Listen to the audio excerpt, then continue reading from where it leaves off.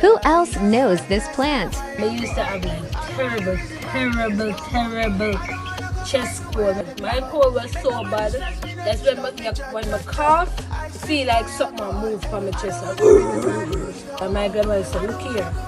You see a plant here, you're going to eat it. So I eat it. I'm going to tell you the truth.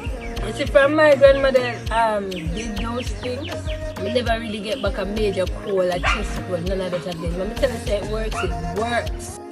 She also did a thing where she put it in a cloth and she beat it. And then she squeeze out the juice and tip some salt in it. And you drink that like 3 times a day, like 3-4 big spoonfuls.